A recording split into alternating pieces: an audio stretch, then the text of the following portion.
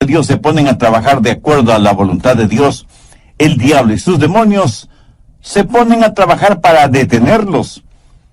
Y el diablo inspiró ciertas filosofías y ocasionó problemas para impedir que Nehemías, como hombre de Dios y líder de su pueblo, reconstruyera el muro de Jerusalén. ¿Cuáles fueron algunas de las artimañas que usó el diablo contra Nehemías? Primero, trató la mofa, burlándose del trabajo que hacían. Pero como eso no dio ningún resultado, usó las amenazas, el peligro. Pero en eso también fracasó. El siguiente paso diabólico, ¿cuál fue? La división. Dividir a la gente en su manera de pensar y de sentir. Y justo en la mitad del programa de reconstrucción hubo división por asuntos financieros. Nehemías capítulo 5, los 5 primeros versos. Entonces hubo gran clamor del pueblo y de las mujeres contra sus hermanos judíos. Permítame hacer una pausa aquí para enfatizar que el diablo prefiere 1000 veces el empezar argumentos y discusiones dentro de la iglesia que vender litros y litros de licor. La palabra clamor en este versículo significa griterío, voces airadas, discordia. Pero sigamos leyendo. Había quien decía: nosotros, nuestros hijos y nuestras hijas, somos muchos. Por tanto, hemos pedido prestado grano para comer y vivir. Y había quienes decían: hemos empeñado nuestras tierras, nuestras viñas y nuestras casas para comprar grano a causa del hambre. O sea que había hambruna en la tierra. La inflación era tremendamente alta y era difícil conseguir alimentos. Y había quienes decían: hemos tomado prestado dinero para el tributo del rey sobre nuestras tierras y viñas. Hoy quiero hablar sobre la fórmula de Dios para la libertad financiera. Alguien ha dicho que el nervio más sensitivo del cuerpo humano es aquel que conecta el cerebro con la billetera. Creo que eso puede ser verdad. Sé que cuando se habla de finanzas, la gente escucha con atención, pero nerviosamente. Estoy convencido que toda escritura es dada por inspiración de Dios y que es provechosa y útil. Pero para que sea provechosa para nosotros hoy, debemos hacernos 3 preguntas. Primera, ¿qué significó entonces? Segunda, ¿qué significa hoy? Y tercera, ¿qué significa para mí personalmente? En el capítulo 5 de Nehemías descubrimos por lo menos 2 cosas. Primero, el problema de la esclavitud financiera. Y segundo, los principios de la libertad financiera. Veamos primero la esclavitud financiera de la gente en tiempos de Nehemías. Algunas personas dicen que la Biblia está pasada de moda. Pero solo el leer los primeros versos de Nehemías 5 es como estar leyendo las noticias financieras en cualquier periódico del mundo actual. Note 3 cosas en lenguaje moderno. Primero, luchas, problemas y divisiones en el mundo financiero. Segundo, había escasez de productos y los que había eran muy caros y era difícil conseguirlos, aún en el mercado negro. Tercero, la gente estaba hipotecando sus propiedades por segunda o tercera vez para tener dinero para comprar alimentos. ¿No le parece esto un fidedigno retrato de lo que nos sucede en la actualidad? Estamos hablando de depresión, de esclavitud financiera, cuando usted tiene que hipotecar su casa para poder alimentar a su familia. Pero no solo eso, sino que estaban ahogados en deudas. Mire Nehemías 5:4. Y había quienes decían: hemos tomado prestado dinero para el tributo del rey. O sea, tuvieron que endeudarse para pagar sus impuestos. ¿Se imagina? Pedir dinero prestado para pagar impuestos. Note que los impuestos gravosos no son ninguna cosa nueva. Existen desde hace mucho, mucho tiempo. Impuestos altos y deudas muy grandes. El tener deudas es una cosa terrible. Estar bajo esclavitud financiera es algo devastador. Gastar mucho más de lo que se gana es, mi amigo, una verdadera locura. Las deudas financieras siempre significan esclavitud financiera, pero eso no es el plan de Dios para sus hijos. Al margen de Nehemías 5, anote Deuteronomio 28, del 1 al 14. Descubrirá que Dios no quiere que usted sea el que debe, sino el que preste. Dios no quiere que usted sea cola de ratón, sino cabeza de león. Dios quiere bendecir a su gente sobre todas las naciones de la tierra y quiere darles libertad financiera. Pero muchos no tienen esa libertad financiera. Por el contrario, están en esclavitud financiera y ese es el plan de Satanás, porque no han entendido ciertos principios espirituales de libertad financiera. El diablo quiere mantenerlo en esclavitud y a él no le importa qué clase de esclavitud, solo le interesa que esté en esclavitud.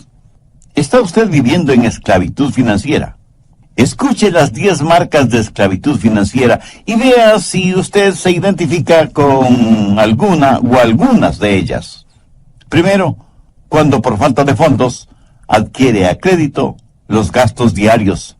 Segundo, cuando deja de pagar el próximo mes algo que debe pagar ahora.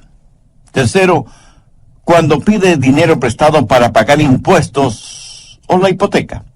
Cuarto, cuando no tiene ni la menor idea de cuánto debe. Quinto, cuando sus acreedores le llaman repetidamente para que les pague.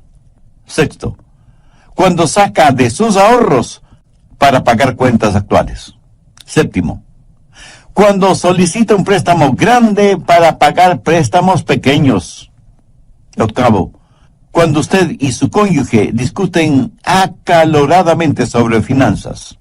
Noveno, cuando comienza a pensar en formas deshonestas de pagar deudas. Y décimo, cuando le es difícil el dar sus diezmos y ofrendas para Dios. Escúcheme, no estoy diciendo que una persona que hace estas cosas está fuera de contacto con Dios. Hay muchas personas que aman honestamente a Dios y sin embargo caen en esta trampa. Al diablo le fascina cuando usted es esclavo de esta manera de actuar y de hacer como hijo de Dios. La gente en tiempos de Nehemías estuvo bajo esclavitud financiera y estaban frustrados, tanto que se volvieron unos contra otros.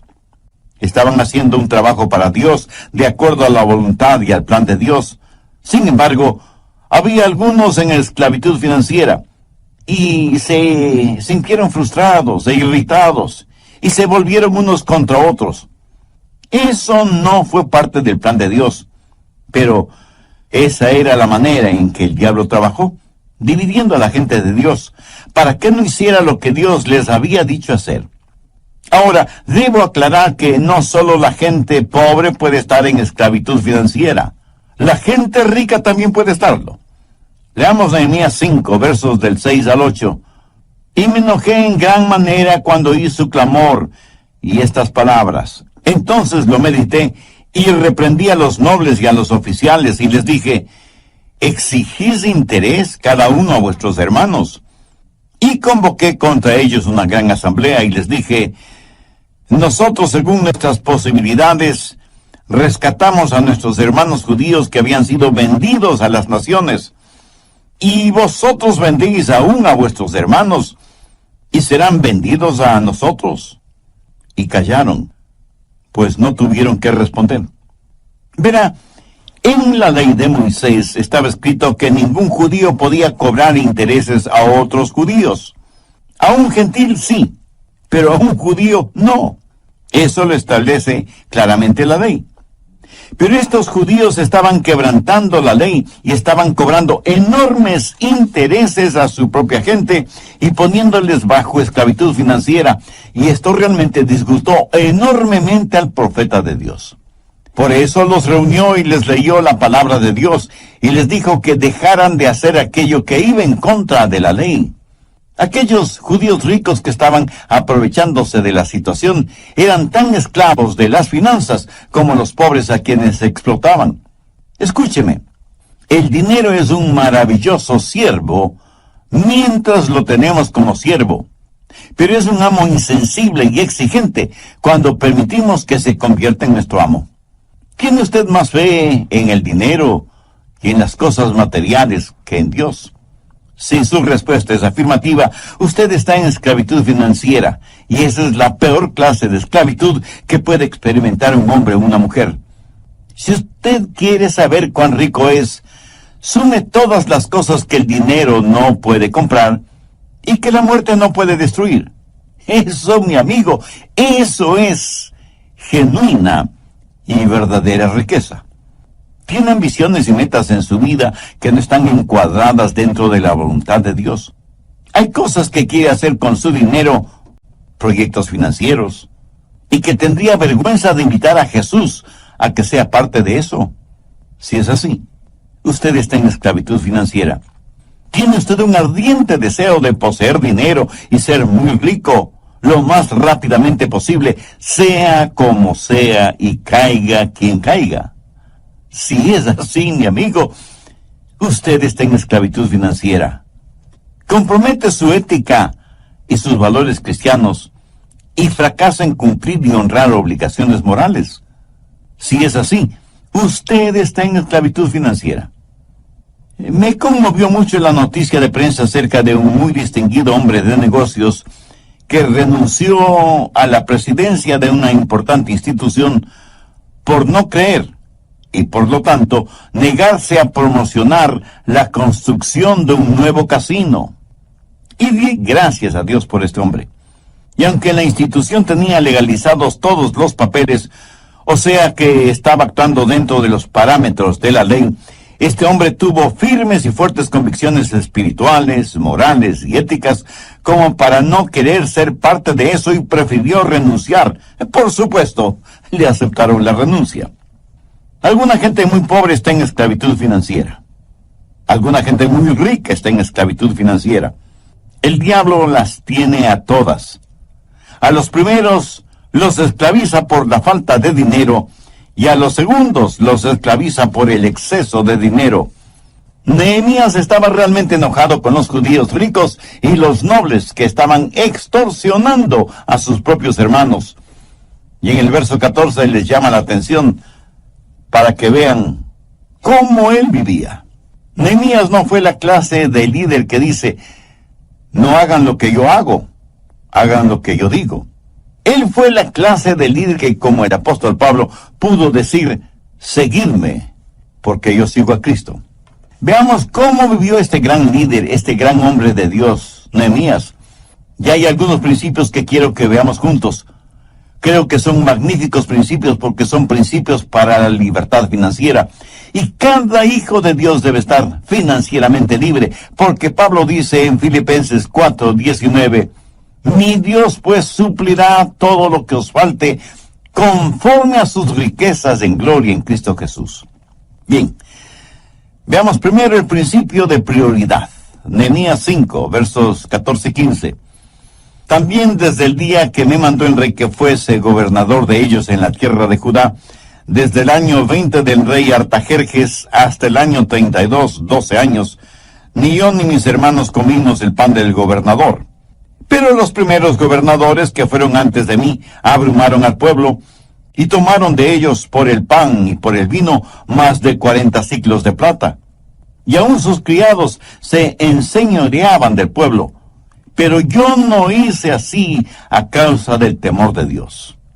Aquí Nehemías dice que, habiendo sido nombrado gobernador de ese territorio por el mismo rey Artajerjes, tenía todo el derecho de cobrar impuestos al pueblo para cubrir sus necesidades personales. O sea, tenía derecho a un salario, tal y como los anteriores gobernadores lo habían hecho.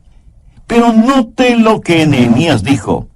Pero yo no lo hice así, a causa del temor a Dios. Nehemías tenía ciertos derechos, privilegios y prerrogativas, pero él no los utilizó. Él se rehusó a tomar lo que por derecho le pertenecía, por temor a Dios. ¿Qué quiso decir con eso? Que estando en tal estado de emergencia y habiendo tantos problemas, él estaba decidido a olvidarse de sus derechos, a fin de que Dios fuera glorificado. En otras palabras, él estaba poniendo a Dios primero. Tenía sus prioridades en orden. Dios es primero sobre todas las cosas. Mi amigo, mi amiga, ¿Está usted dispuesto a hacer lo mismo? ¿Dispuesto a poner de lado sus derechos financieros y darle el primer lugar a Dios? ¿Desea usted libertad financiera? Pues mire lo que Jesús dice al respecto en Mateo 6:33. Mas buscad primeramente el reino de Dios y su justicia, y todas estas cosas os serán añadidas. El Dios Todopoderoso no trabajará desde un segundo lugar. Y mientras usted tenga su negocio, sus planes, sus deseos, su familia, sus ambiciones como cosa prioritaria en su vida, nunca tendrá libertad financiera. Pero Jesús ha prometido que si usted tiene sus prioridades con Dios como la primerísima prioridad, y busca primero el reino de Dios y su justicia, todas las cosas correctas que anhela le serán concedidas. Ese es el principio de prioridad. Nehemías miró a las cosas que pudo haber hecho o tenido, pero no las quiso ni las tuvo porque quería glorificar a Dios.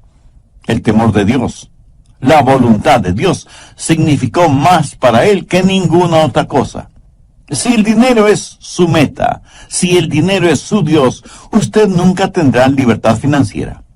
Si usted no pone a Dios en el primer lugar, usted es un necio que está jugando un juego en el que siempre perderá. Un hombre cierta vez dijo: es muy difícil para mí esto de confiar, de tener fe. Yo manejo realidades. Y realidad es lo visible, lo palpable. Bueno, sí y no. ¿Es su casa real? ¿O los muebles, o la ropa, o las flores, etcétera, etcétera?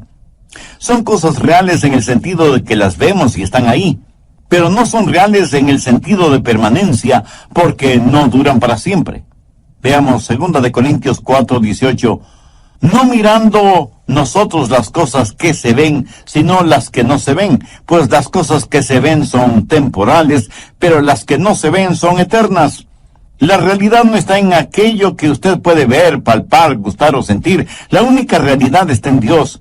Amigo, si usted pone su confianza en las cosas que puede ver, tocar y saborear y sentir y contar, está viviendo en un mundo ilusorio. Las cosas que se ven son temporales, las cosas que no se ven son eternas. Y cuando Dios es nuestra prioridad número uno, es que estamos en contacto con la realidad. Voy a resumir brevemente lo que vimos en el programa anterior. Recuerde que estamos estudiando la vida de Nehemías, especialmente con lo que tiene que ver la reconstrucción del muro y de las puertas de la ciudad de Jerusalén. Estamos en el capítulo 5 de Nehemías. No se olvide que él era gobernador en el reino de Artajerjes en Persia y había escuchado de labios de aquellos que venían desde Jerusalén cómo la muralla y las puertas de la ciudad estaban destruidas. Nehemías, siendo un judío y hombre de Dios, sintió que su responsabilidad era hacer algo por su ciudad. Y como líder, convocó a los judíos para que le ayudaran en esa tarea. ¿Cómo vivió este gran hombre de Dios y extraordinario líder? En su vida hay algunos principios que quiero que los veamos juntos, porque creo que son magníficos principios para la libertad financiera. Y al término del programa anterior vimos el primer principio, el principio de la prioridad, o sea, tener como primerísima prioridad a Dios. Ni posición política, ni bienes materiales, absolutamente nada debe ocupar ese primer lugar que solo le pertenece a Dios. Y aunque Nehemías prestaba sus servicios como gobernador en un reino terrenal, era súbdito de un rey y un reino celestial. Entonces, el primer principio fue el principio de prioridad. Segundo, el principio de industriosidad o de laboriosidad. Nehemías 5:16. También en la obra de este muro restauré mi parte. Si su meta es tener suficiente dinero en el banco para no tener que trabajar más, es que no ha entendido de qué se trata la vida. Sabe que hay miles de personas que han hecho arreglos para no tener que trabajar nunca más. Sabe que la Biblia dice que hay que trabajar 6 días, pero también dice que hay que descansar. ¿Sabe por qué muchos no tienen libertad financiera? Porque piensan que Trabajo es una mala palabra. En serio. Algunas personas no reconocen una oportunidad porque viene con ropa de trabajo. Hay mucha gente, aún en círculos religiosos, que buscan posiciones importantes, pero que no signifiquen demasiado trabajo. Y detrás del deseo de muchas personas de ganar miles o millones en diferentes loterías o en los casinos, está el anhelo de tener mucho dinero para no tener que trabajar. Se olvidan que significa aún más trabajo el cuidar el dinero. Nehemías financieramente estaba muy bien, debido a su alto cargo en el gobierno del rey, pero no tuvo ninguna vacilación de ir hasta Jerusalén y ponerse ropa de trabajo para reconstruir el muro. ¿Sabe cuál es el verdadero problema, especialmente en países desarrollados, afluentes y ricos? Que muchas personas viven exclusivamente de la ayuda que les da el gobierno.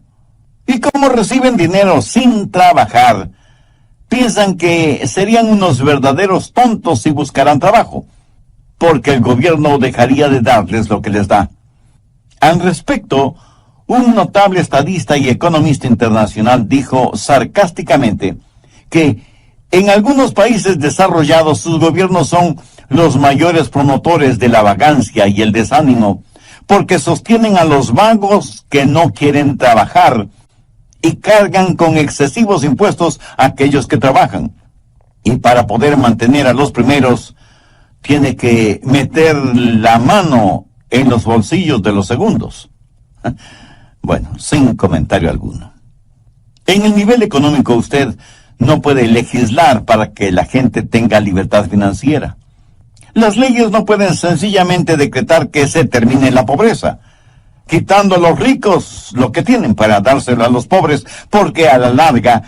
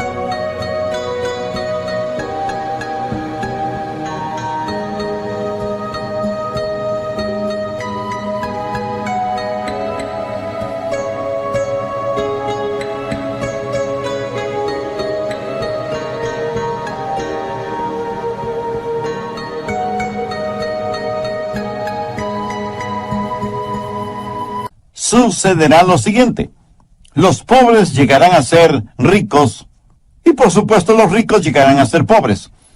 Entonces habrá que quitarles a los nuevos ricos para poder dárselo a los nuevos pobres. Y ese es un círculo vicioso ad infinitum. No se puede multiplicar la riqueza dividiéndola. El gobierno no puede dar nada a nadie sin antes haber quitado a los demás algo de lo que tienen y en el proceso haber guardado algo para sí mismo. Aquello que un hombre recibe sin haber trabajado, otro hombre trabajó y no recibió la totalidad de su trabajo porque le quitaron para darle al que no trabajó. No hay nada que pueda desanimar más a un ser humano que esta situación, la cual mata toda iniciativa, todo intento de superación, todo afán de progreso. Alguien muy sabiamente dijo que el progreso de un individuo significa, primero, el progreso de su familia, segundo, el progreso de su ciudad y tercero, el progreso de su país. ¿Por qué nadie querrá esforzarse si el fruto de su trabajo va a servir para mantener a vagos y ociosos profesionales? El principio de la libertad financiera empieza con trabajo, seguido de industriosidad o laboriosidad. ¿Qué es lo que hizo Nehemías?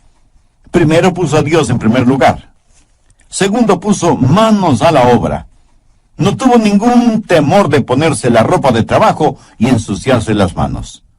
Tercero, el principio de integridad.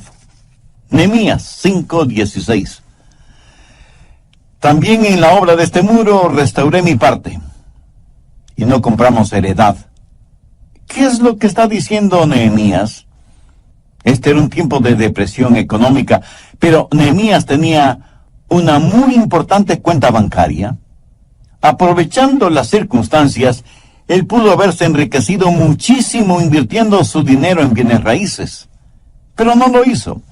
Recuerde que no todo lo que es legal es correcto. Nehemías rehusó el sacar ventaja de los problemas de los otros y no quiso saber nada de hacerse rico, aprovechando la necesidad y la angustia de los demás. Busque Proverbios 28:20. El hombre de verdad tendrá muchas bendiciones, mas el que se apresura a enriquecerse no será sin culpa. ¿Es usted honesto, aunque le cueste financieramente? ¿Es usted capaz de vivir, actuar, hacer todo con integridad? Nehemías fue esa clase de hombre. Practicó el principio de prioridad al poner a Dios primero en todo. Practicó el principio de laboriosidad. Estuvo listo para el trabajo de reconstrucción del muro. Practicó el principio de integridad, viviendo una vida honesta, transparente, íntegra. Cuarto, el principio de generosidad. Nehemías 5:17. Además, 150 judíos y oficiales y los que venían de las naciones que había alrededor de nosotros estaban a mi mesa. Lo notó. Es casi increíble. 150 personas a la mesa. ¿Cómo le gustaría a usted tener 150 invitados a comer en su mesa cada día? Y por 12 años. No me conteste. Creo que sé la respuesta. Ahora, ¿quién pagaba todos esos gastos? ¿El gobierno? No. Nehemías cubría todos esos gastos. Pero note también que a más de los 150 siempre había invitados con ellos y los que venían de las naciones que había alrededor de nosotros. ¿Qué les daban de comer? ¿Una hamburguesita? ¿Un perro caliente? ¿Unos taquitos? ¿O unas enchiladas? No. Mire el verso 18. Y lo que se preparaba cada día era un buey y 6 ovejas escogidas. También eran preparadas para mí aves. Y cada 10 días vino en abundancia. Y con todo esto nunca requerí el pan del gobernador, porque la servidumbre de este pueblo era grave. ¡Qué gran hombre y qué gran líder fue Nehemías! No les dio de comer cosas insignificantes. Para decenas y decenas de personas hizo preparar la mejor comida, pagando todo con su propio dinero, sin recurrir a ayuda financiera de parte del gobierno.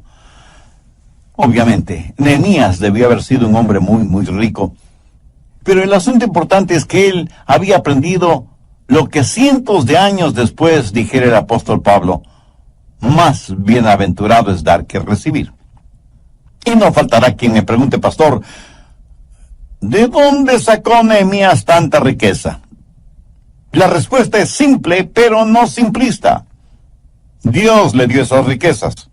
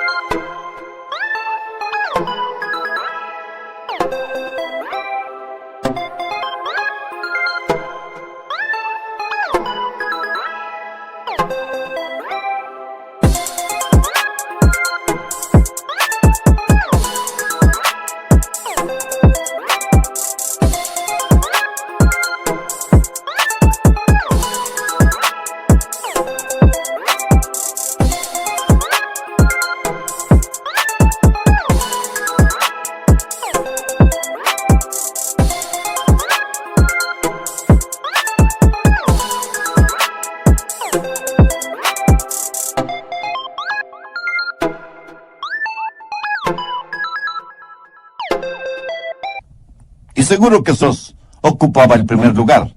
Nehemías fue un líder que, aunque era muy importante en el reino de Artajerjes, dio ejemplo de laboriosidad, trabajando junto a los demás en la reconstrucción del muro de Jerusalén. Además, fue un verdadero hombre de Dios que vivió con absoluta integridad. Por lo tanto, no debe asombrarnos que Dios le colmará de bendiciones materiales.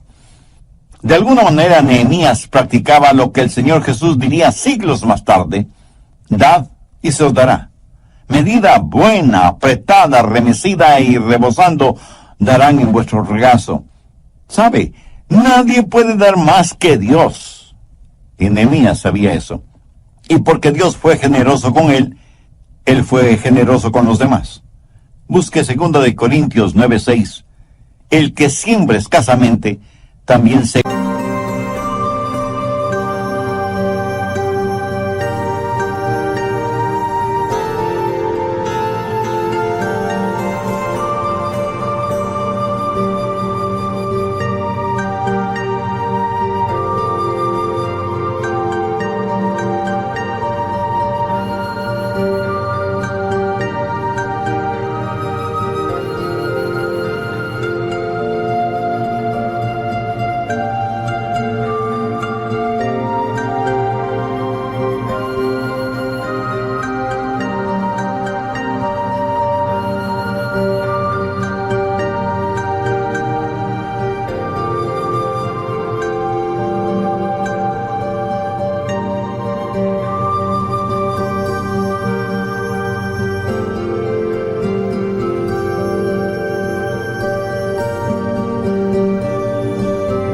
llegará escasamente, y el que siembra generosamente, generosamente también segará.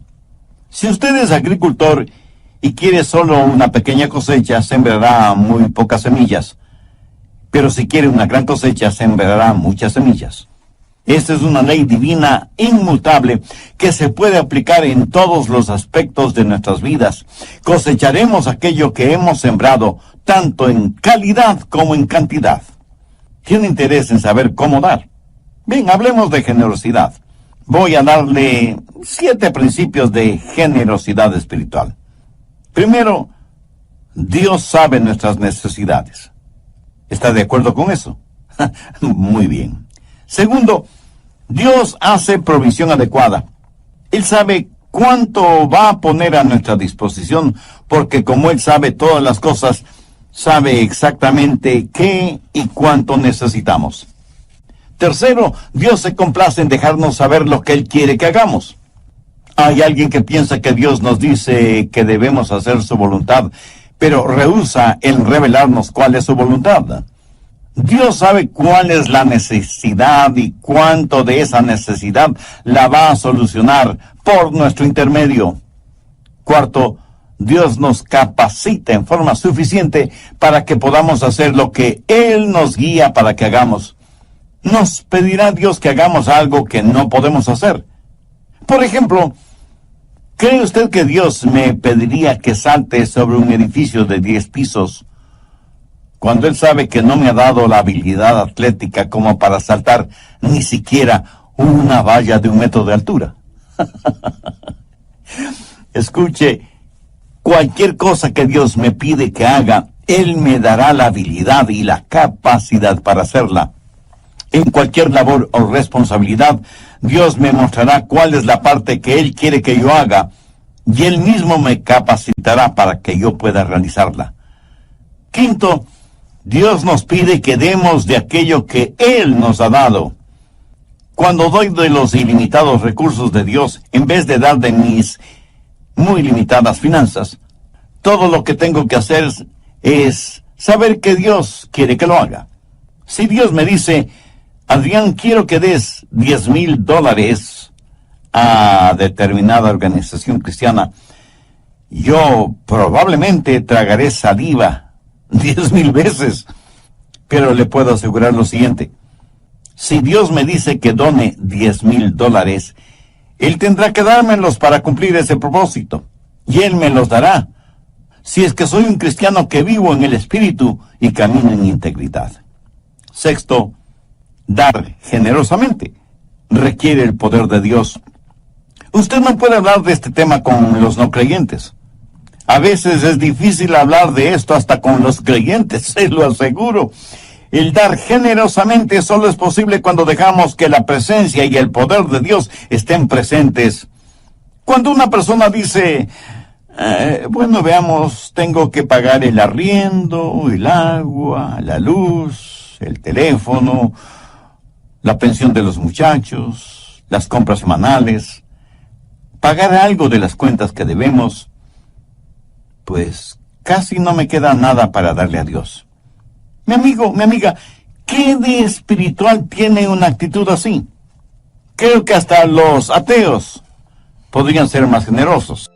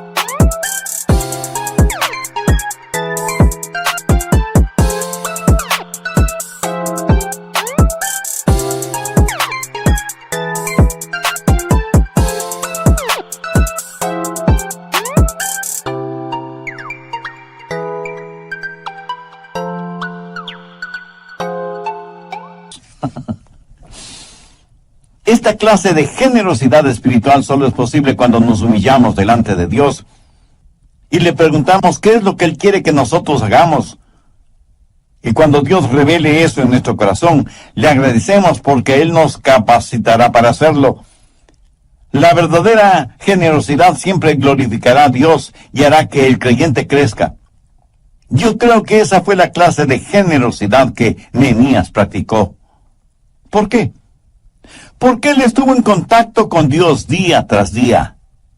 Lo mismo estando en el palacio que estando en la muralla. Cuarto, el principio de dependencia. Nehemías 5:19.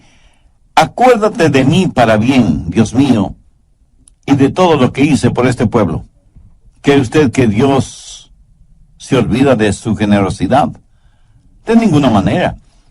Nehemías dependía de las promesas de Dios.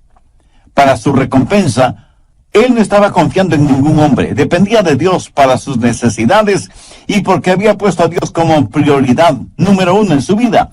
También tenía la confianza como para acercarse a Dios y pedirle sus bendiciones. Salmo 35:27.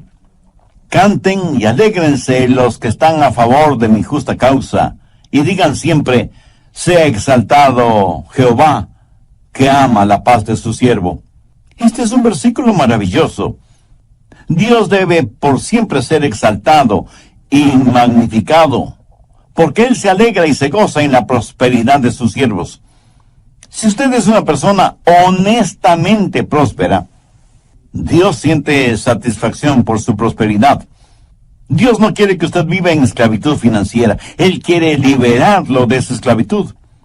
Estos principios, el de la prioridad, el de la laboriosidad, el de la integridad, el de la generosidad y el de la dependencia, si los pone diariamente en práctica, le puedo asegurar por experiencia propia que revolucionarán su vida espiritual y su vida financiera.